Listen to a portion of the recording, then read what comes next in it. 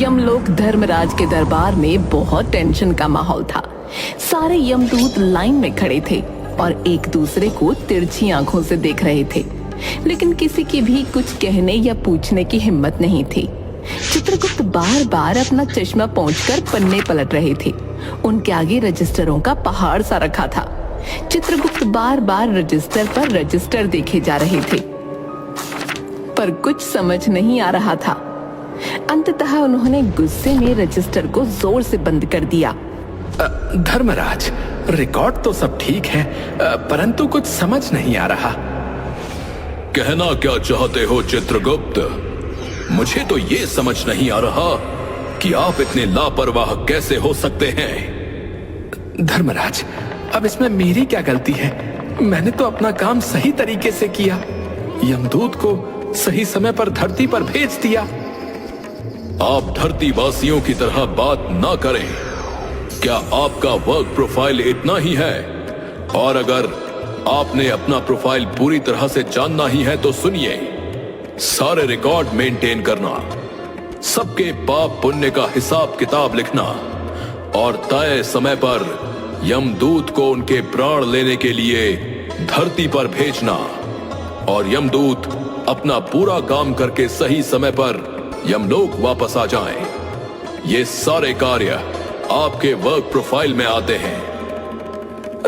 धर्मराज, क्षमा चाहता हूं, लेकिन ये सब मेरे काम में कब शामिल हो गया? ये पता करना आपकी जिम्मेदारी है कि कब, कैसे और क्या हुआ। हम आपको समय पर सैलरी देते हैं, इंक्रीमेंट देते हैं, तो उसके साथ साथ आपकी वर्क प्रोफाइल भी तो बड़ी होती जाएगी।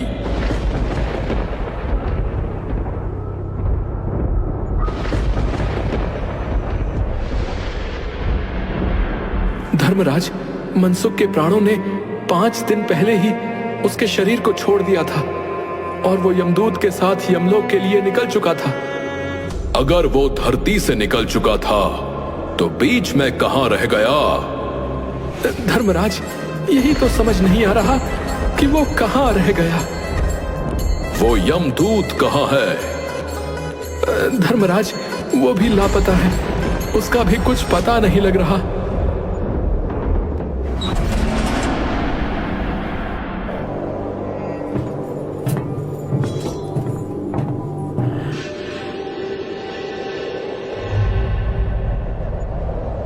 अरे, आ गए तुम? कहां रह गए थे इतने दिन? और ये बताओ, उस मनसुख के प्राण कहां हैं? दयानिधि, क्षमा करें, मुझे तो खुद समझ में नहीं आ रहा। आज तक मैंने कभी धोखा नहीं खाया, पर उस मनसुख के प्राणों ने मुझे चकमा दे दिया। साफ साफ बताओ, हुआ क्या है? महाराज, 5 दिन पहले जब मैं मनसुख के प्राण लेकर इस लोक की यात्रा के लिए निकला, तभी कुछ क्षणों के बाद ही एक तीव्र वायु तरंग उठी और वो मेरे चंगुल से छूटकर न जाने कहां गायब हो गया। गायब हो गया? गायब हो गया का क्या मतलब है? दयानिधि, पिछले 5 दिनों से मैंने सारा ब्रह्मांड छान डाला, पर उस मनसुख के प्राणों का कहीं पता नहीं चला। मूर्ख, प्राणों को लाते लाते बूढ़ा हो गया, फिर भी एक मामूली बूढ़े आदमी के प्राण ने तुझे चकमा दे दिया। महाराज, मेरी सावधानी में बिल्कुल कसर नहीं थी। मेरे इन अभ्यस्त हाथों से अच्छे अच्छे वकील भी नहीं छूट सके, पर इस बार तो कोई इंद्रजाल ही हो गया होगा जो इस मनसुख के प्राण मेरे हाथों से छूट गए। महाराज, आजकल पृथ्वी पर इस प्रकार का व्यापार बहुत चला है। लोग दोस्तों को कुछ चीज भेजते हैं और उसे रास्ते में ही रेलवे वाले उड़ा लेते हैं। पार्सलों में से कपड़े गायब हो जाते हैं और वही कपड़े अफसर के शरीर पर नजर आते हैं। एक बात और हो रही है, राजनीतिक दलों के नेता विरोधी दलों के नेताओं को उड़ाकर बंद कर देते हैं। मुझे तो लगता है कि मनसुख के प्राणों को भी किसी विरोधी ने मरने के बाद उड़ा लिया। आपकी भी रिटायर होने की उम्र आ गई है। भला उस मनसुख जैसे भूखे नंगे को कौन ले जाएगा? और उससे किसी को क्या लेना देना होगा।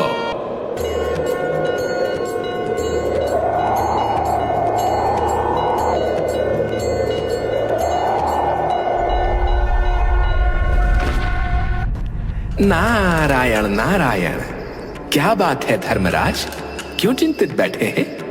क्या नर्क में निवास स्थान की समस्या अभी हल नहीं हुई? वो समस्या तो कब की हल हो गई मुनिवर। पिछले कुछ सालों में बड़े ही गुणी कलाकार आए हैं हमारे नर्क में। इमारत के ठेकेदार जिन्होंने पूरे पैसे लेकर रद्दी इमारतें बनाई। बड़े बड़े इंजीनियर भी आ गए हैं जिन्होंने ठेकेदारों से मिलकर पंचवर्षीय योजनाओं का पैसा खाया। उन सब ने मिलकर नर्क में कुछ ही दिनों में कई नई इमारतें खड़ी कर दी हैं। अब हमारे नर्क में रहने की कोई समस्या नहीं है। नारायण नारायण, ये तो बड़ी अच्छी बात है धर्मराज, परंतु आपके चेहरे को देखकर लगता है कि कोई समस्या है। समस्या बड़ी विकट है नारद मुनि जी। मनसुख नाम के एक आदमी की 5 दिन पहले मृत्यु हुई है।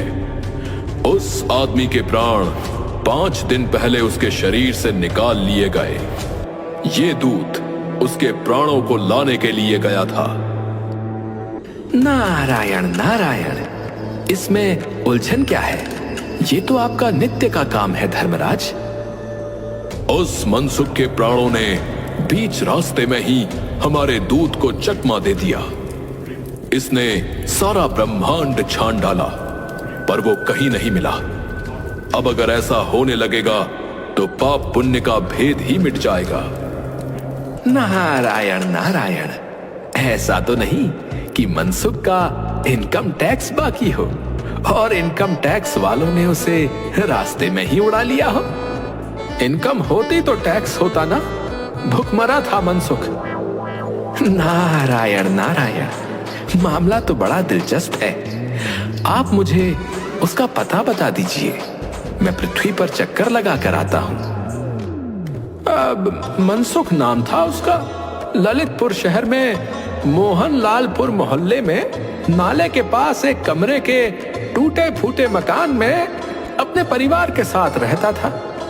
पत्नी, 2 लड़के और एक लड़की थी। उसकी उम्र लगभग 75 साल थी। मकान भी किराए का है। पिछले 1 साल से किराया नहीं दिया था उसने।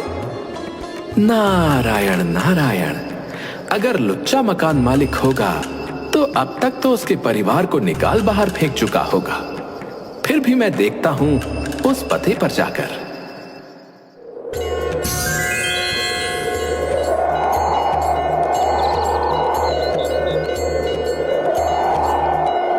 नारद मुनि चित्रगुप्त के बताए हुए पते पर जाते हैं और माँ बेटी का रोना सुनकर दरवाजे के बाहर से ही समझ जाते हैं कि मनसुख का घर यही है।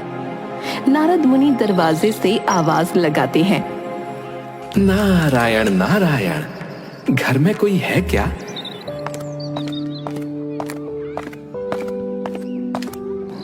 आगे जाओ महाराज, हमारे घर में शोक है, हम तुम्हें कुछ नहीं दे सकते। नारायण नारायण, मुझे भिक्षा नहीं चाहिए बच्ची। मुझे तुम्हारे पिता मनसुख के बारे में कुछ पूछताछ करनी है। जरा अपनी माँ को बाहर बुला दो।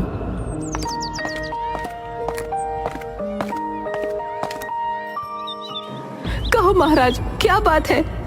नारायण नारायण, माताजी, मनसुख को क्या बीमारी थी? क्या बताऊं, गरीबी की बीमारी थी मनसुख को। 5 साल हो गए थे रिटायर हुए, लेकिन पेंशन अभी तक मिलना नहीं शुरू हुई थी। हर 15 दिन में एक दरख्वास्त देते थे, पर वहां से कोई जवाब नहीं आता था। इन 5 सालों में सब गहने बेचकर हम लोग खा गए, फिर बर्तन बिके, अब कुछ नहीं बचा था। चिंता में घुलते घुलते और भूखे मरते मरते उन्होंने दम तोड़ दिया। अब कुछ भी नहीं बचा, यही बीमारी थी उन्हें। नारायण नारायण, उनकी इतनी ही उम्र थी माताजी? उम्र तो बहुत थी, 5,000 से 6,000 रुपए महीना पेंशन मिलती तो कुछ और काम कहीं करके गुजारा कर जाते, पर क्या करें, 5 साल का समय कम नहीं होता है। अभी तक एक कौड़ी भी नहीं मिली पेंशन की हमें। नारायण नारायण। हाँ माता, तुम सही कह रही हो। महाराज, आप तो साधु हैं, सिद्ध पुरुष लगते हैं। कुछ ऐसा नहीं कर सकते कि उनकी रुकी हुई पेंशन मिल जाए, इन बच्चों का पेट भर जाए। नारायण नारायण। साधुओं की बात कौन मानता है माता।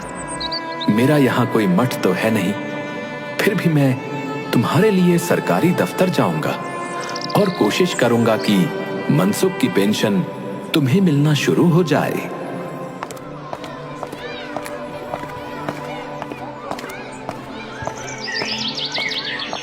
नारद मुनि वहां से सीधा सरकारी दफ्तर पहुंच जाते हैं।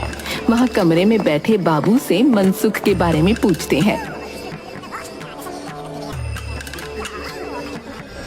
अरे ऐसा है, मनसुख ने पेंशन के लिए दरख्वास्त तो बहुत भेजी, पर उन पर जो है वजन कभी नहीं रखा, समझे। 1 मिनट, इसलिए वो सारी दरख्वास्त कहीं उड़ गई होगी। नारायण नारायण। भाई, यहाँ पर तुम्हारे सामने इतना सारा पेपर वेट तो रखा है, इन्हें क्यों नहीं रख दिया था तुमने?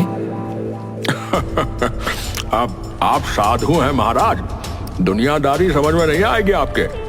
1 मिनट। हाँ, दस्तावेज पेपर वेट से नहीं दबता। खैर, आप जो है उस कमरे में बैठे बाबू से मिलिए। नारद मुनि बड़े बाबू के पास जाते हैं।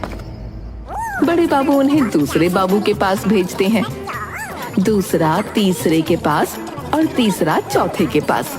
इस तरह बेचारे नारद मुनि 10 बाबुओं के और अफसरों के पास घूमकर एक चपरासी के पास जाकर बैठ जाते हैं। महाराज, अरे आप क्यों इस झंझट में पड़ गए? अगर आप साल भर भी यहाँ चक्कर लगाते रहे तो भी काम नहीं होगा। हाँ। नारायण नारायण। तुम सही कहते हो भाई, परंतु क्या कोई तरीका नहीं है? अरे आप सीधे बड़े साहब से मिलिए, उन्हें खुश कर दिया तो अभी काम हो जाएगा आपका। हाँ।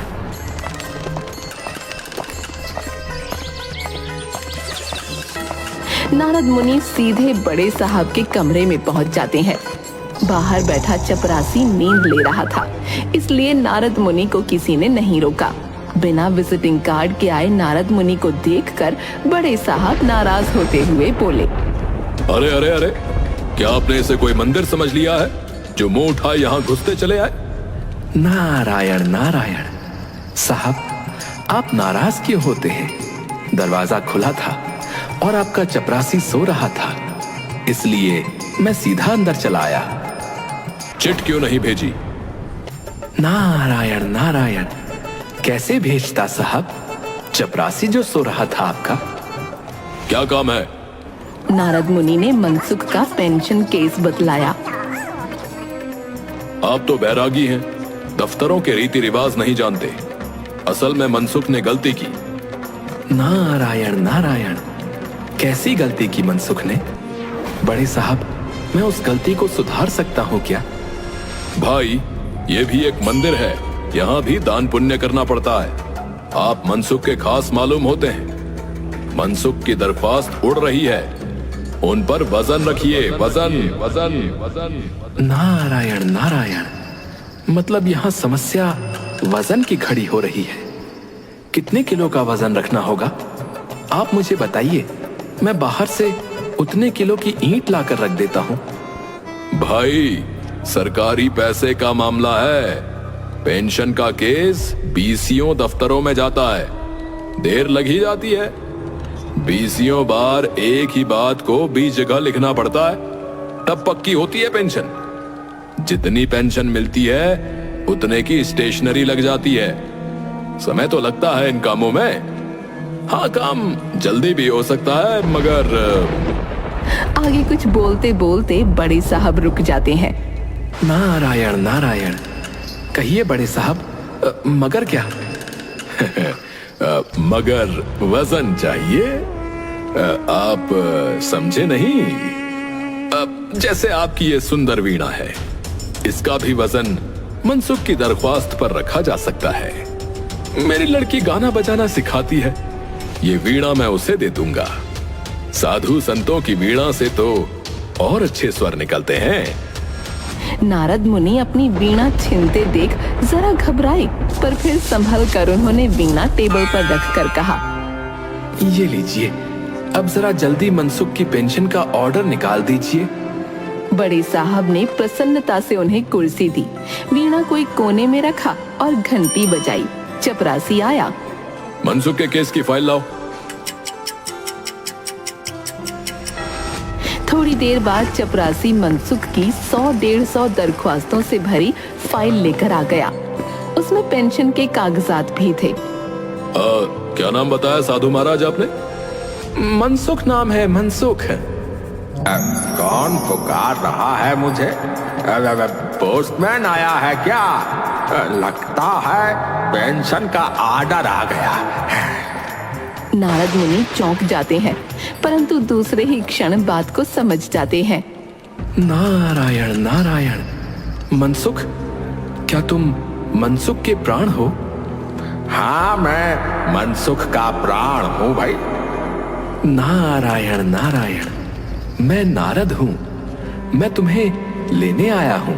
चलो, स्वर्ग में तुम्हारी प्रतीक्षा हो रही है।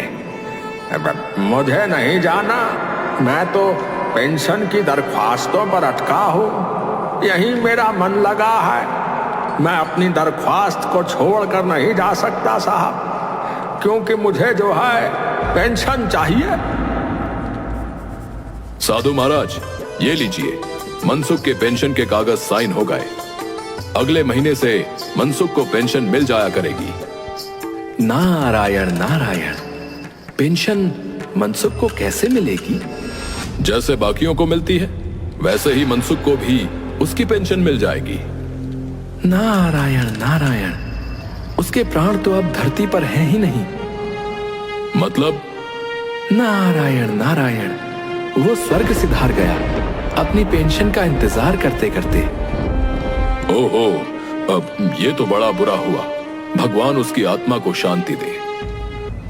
मेरे प्राणों को तभी शांति मिलेगी जब ये पेंशन देंगे। हाँ, नारायण नारायण।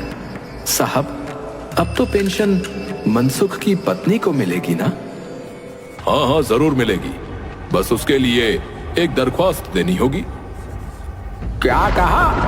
एक और दरख्वास्त? बड़े साहब, उसके बाद कितना समय लगेगा उसमें? नारद मुनि, आप वापस जाइए। हाँ, मैं तुम्हें साथ लेके जाऊंगा। फिर तो आप भी मेरी तरह एक फाइल देख लीजिए। अब पेंशन का केस है, बीसियों दफ्तरों में जाता है, देर लग ही जाती है। बीसियों बार एक ही बात को 20 जगह पर लिखना पड़ता है, तब पक्की होती है पेंशन। जितनी पेंशन मिलती है उतने की स्टेशनरी लग जाती है। समय तो लगता है इन कामों में, लेकिन आप परेशान मत होइए, क्योंकि अब आपको तो पता ही है कि काम जल्दी कैसे होता है। वैसे आप बहुत समझदार हैं। ये सुनते ही मनसुख के प्राण उसी पेंशन की फाइल में वापस चले जाते हैं और बेचारे नारद मुनि नारायण नारायण करते करते बेहोश हो जाते हैं।